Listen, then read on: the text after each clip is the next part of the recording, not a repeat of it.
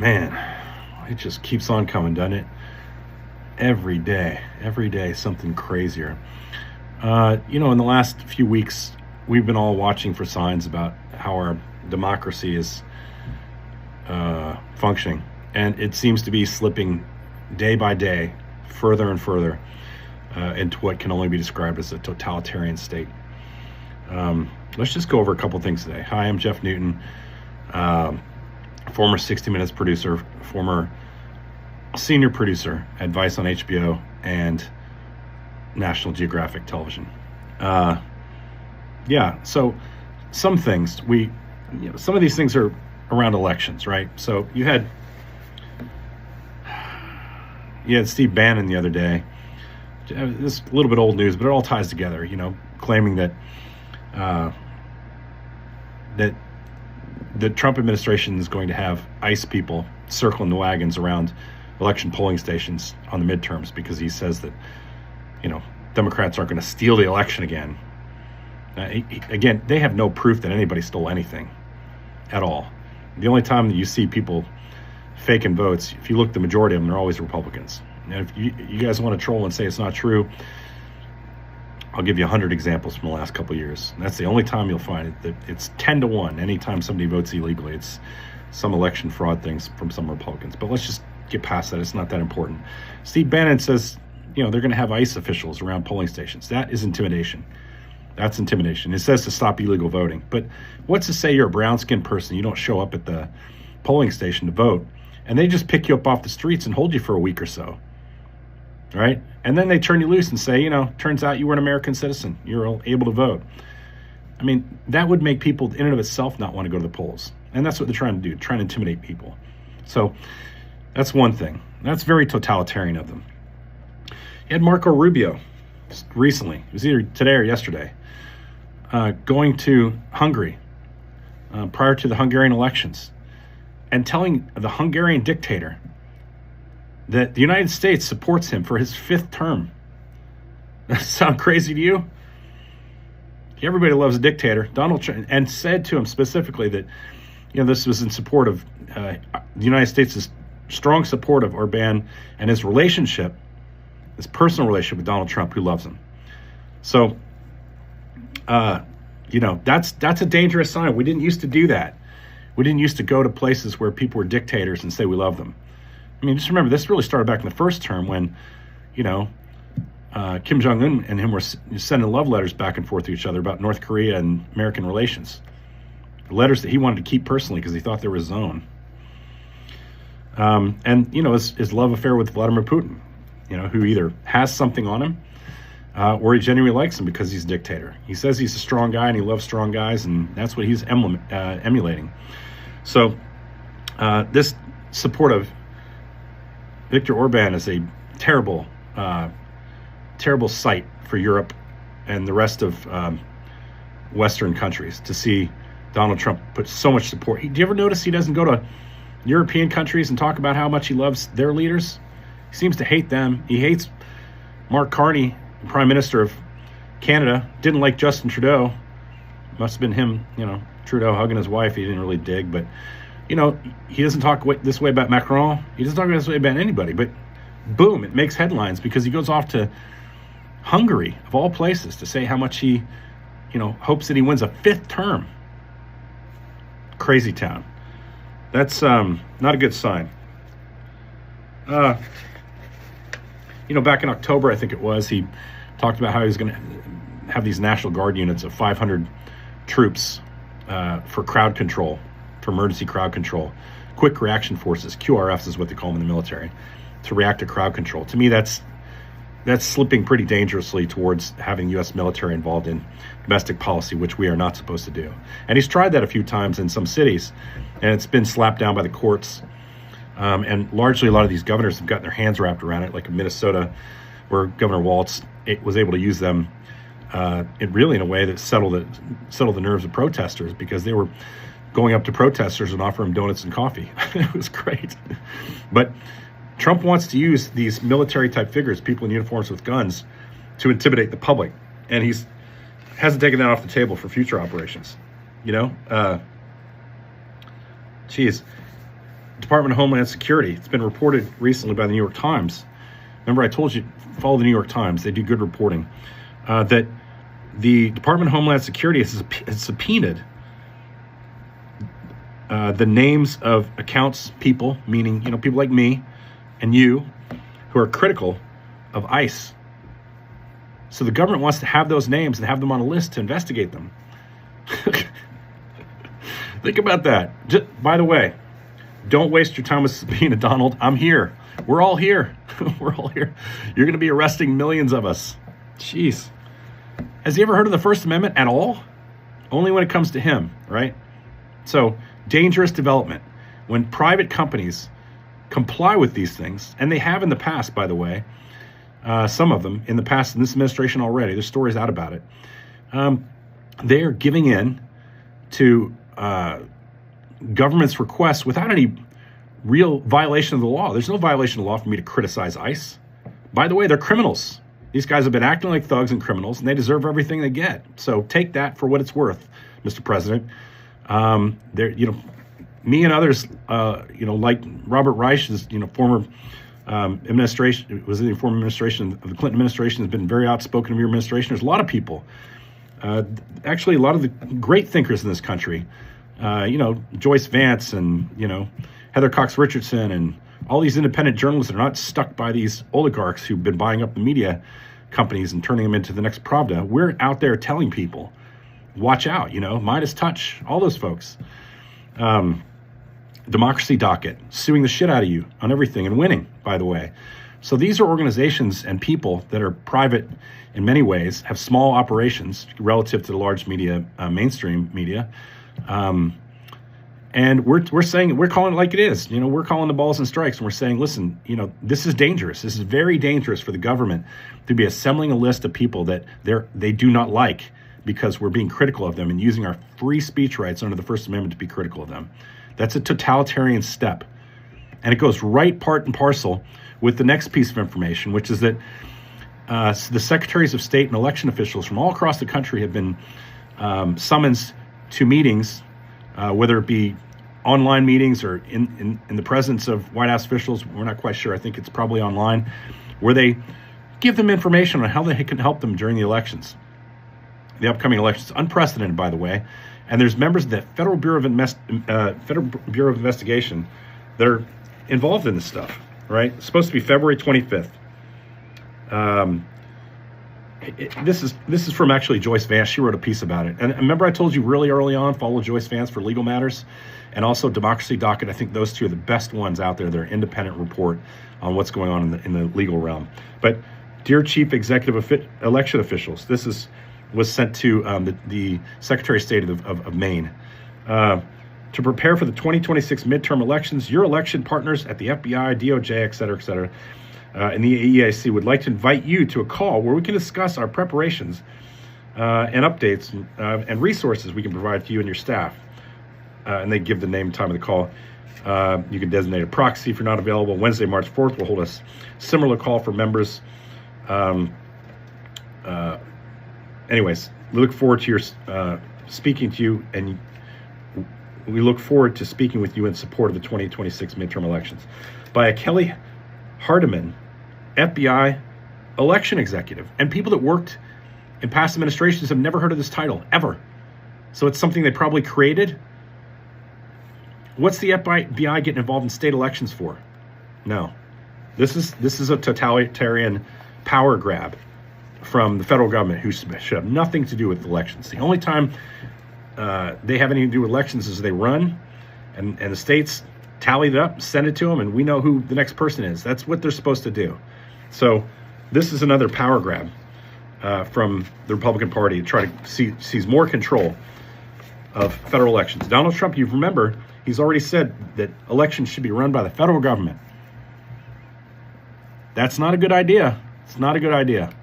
We all know this, especially with this guy in charge. But it's not a good idea anyways to have the federal government running it. It's not a good look, by the way, because then you have the person in power who's,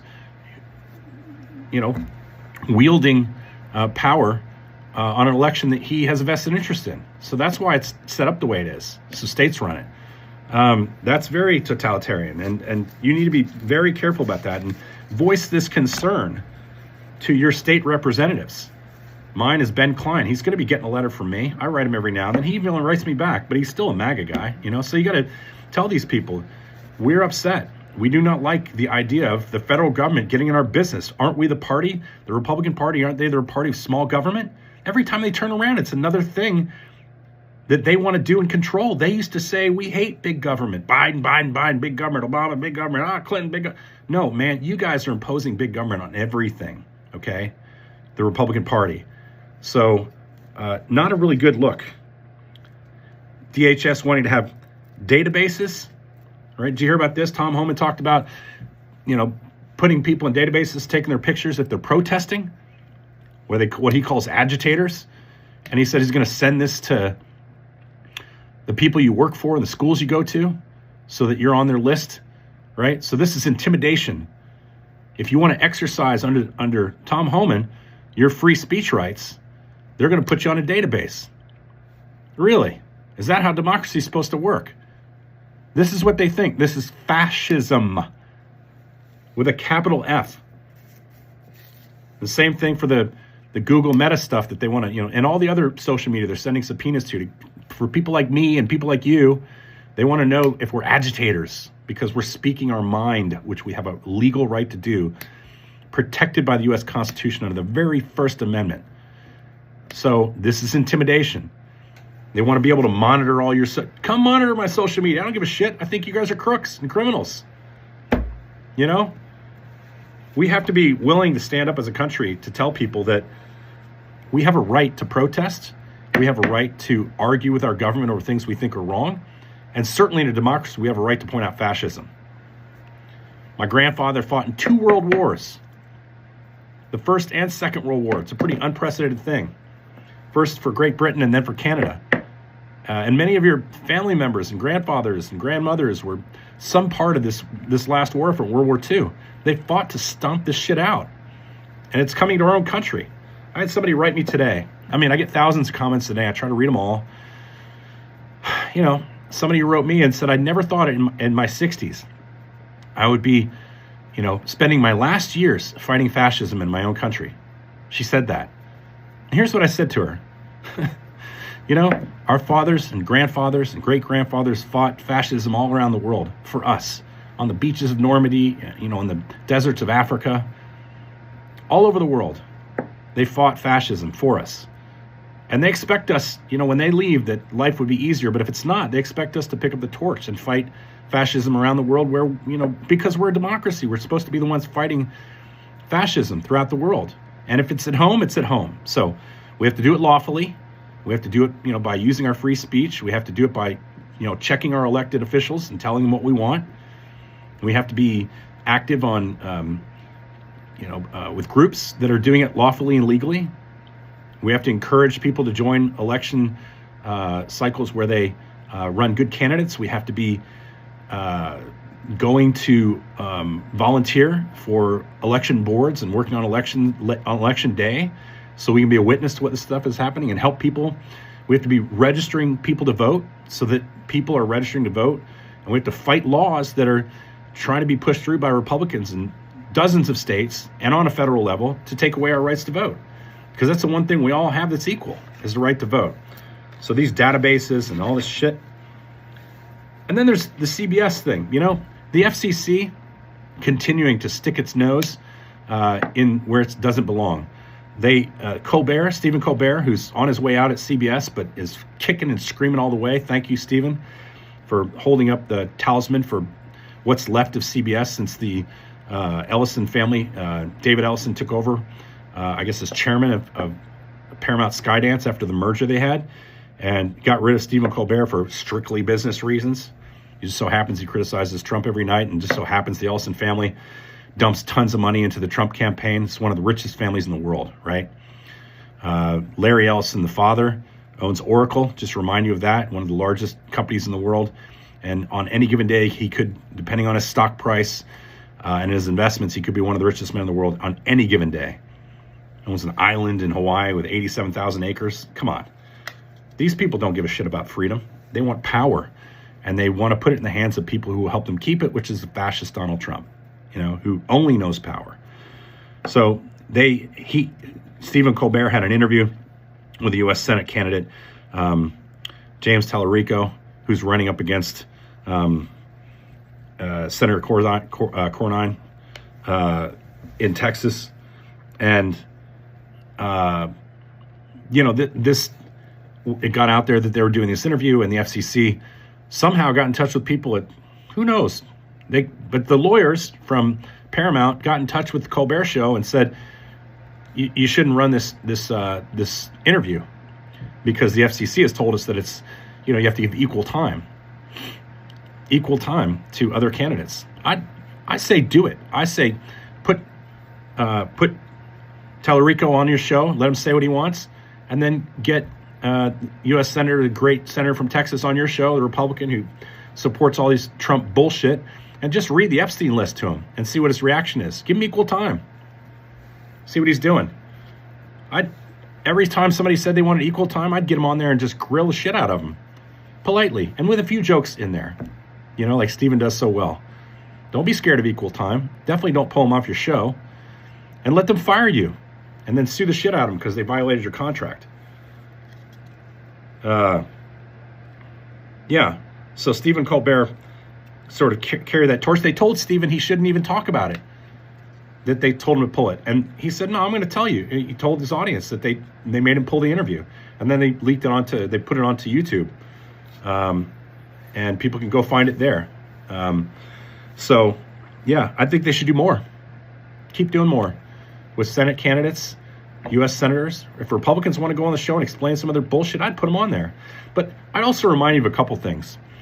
Every time they say they want equal time for things, first of all, we don't have the fairness doctrine anymore, which meant two sides had to have an opportunity to present its side so that the arguments seem more fair from a news perspective. And Reagan got rid of that. A Republican got rid of that. So now they have this thing with, it has to have equal time on these talk shows. And if you don't do it, you're in violation of the FCC, which I think is a violation of the First Amendment. If a show wants to put whatever it wants on, you should let them put it on there. I mean, nobody goes and tells Fox News or any of the Fox shows that they have to give equal time to everybody else, right? You certainly don't see all the smartest Democrats on Fox. They're not doing that. And by the way, when the 60 Minutes and CBS and Barry Weiss, our favorite editor-in-chief over at CBS News, who was personally handpicked by the Donald Trump Ellison family to run CBS News with no broadcast experience whatsoever, and she brought in all their other friends who have no broadcast experience whatsoever. They pulled the piece on CCOT, the El Salvadorian prison, from Sharon Alfonsi because they said that the administration didn't have an opportunity to respond to the story, and they gave them months to respond to it. I know how 60 Minutes works. And then they held the peace for like over a month. They finally aired it in early January when nobody's watching. And guess what? It didn't have an interview with anybody from the administration, which is what I said was going to happen. They don't want to talk to you. They just want to fuck with you. They don't want to be sitting down in a camera getting grilled. They just want to come up with an excuse why you don't air what you want to air. So put them on the air and grill them. Let them all look like Pam Bondi did the other day in the judiciary hearing, where she didn't answer a single question because she lies. And what they do is this is what totalitarians do. They don't answer questions legitimately. They just attack. You ask a question, it's simple, easy to answer. Has so-and-so spoken to so-and-so about this? And they say, well, I don't know. Have you spoken to so-and-so about that? You just answer the question. They won't do that because the totalitarian government, the regime, always attacks. They never answer. They're never accountable. They're always attacking. So, give them equal time. I'd ask them about the Epstein files. Get them on all your shows and ask them about the Epstein files. Give them equal time. The guys that are running against, Thomas Massey in Kentucky, they're going to primary him. Yeah, give their candidates equal time. What would you do about the Epstein files, sir, madam? And then let Thomas Massey talk about it again. Give them equal time. Then ask the Democrats who are running maybe against his seat what they would do. Give them all equal time. There's nothing wrong with shedding light on a democracy. Be fair about it. I don't care. Anyways, I think these are some of the things they've done just in the last few weeks that I think really should raise the alarms. Our democracy's in peril. We need to, I'm not trying to be an alarmist. I'm not trying to be, hyperbolic about the whole thing, but we need to stay focused, and people need to continue. If you've never kept up with the news, this is your time to do it. Don't go to Fox News. They're liars. Go to some reputable news organizations. Start seeking out people who will tell you the truth. And you just understand that there's new media organizations and all this. I mean, all the while, you have Netflix battling it out to try to buy Warner Brothers, which owns CNN. I support that. And then you have Paramount Skydance trying to do the same thing. It's these hostile takeovers of these companies so they can turn them all into Pravda. You remember that? The Russian propaganda network. Before it was just state TV. And now they create state TV by letting rich people who are donors to Donald Trump buy these networks up, and they're going to own them forever. So there has to become new news organizations that develop and start reporting from the news from the perspective of people that are going to tell you the truth and be honest about it. Now, they're small, and when they get sued, they're going to have a lot harder time defending it, but we're going to survive it. They can't sue everybody. So, we're going to keep fighting to tell the truth. So anyways, thanks, Misfits. Substack, keep reminding you guys, monthly subscriptions, $8, annual $80, save yourself $16. Big money. Come on over and follow us there. I think even Holly might even put something on From the Writer's Cabin on our Facebook page for it's like a $2 a month thing. It basically pays for a coffee and, maybe some treats for Georgie and Dixie. You could do that, start out. And if you like what we're doing, head on over to Substack, where we give you first crack at our podcasts and being a part of interviewing and asking questions to people that we talk to each week and asking questions of me what you think about things. So, yeah, please do that. Sorry it's a bit long today. We covered about 4 or 5 little topics. Yeah. All right, Misfits. Like, follow, and share. The best thing you do for me if you can't afford to be on a Substack is share. Say something about what you saw and share it with people so that they come to us and start. And those people who can afford it, they'll join as paid subscribers. But if you can afford it, it'd be great. Like, follow, and share. Our merchandise is on both our Substack page, a link for that, and also From the Writer's Cabin on Facebook. You'll see us across all platforms on From the Writer's Cabin. From the Writer's Cabin. So thanks for showing up tonight. Talk to you guys soon. Bye-bye.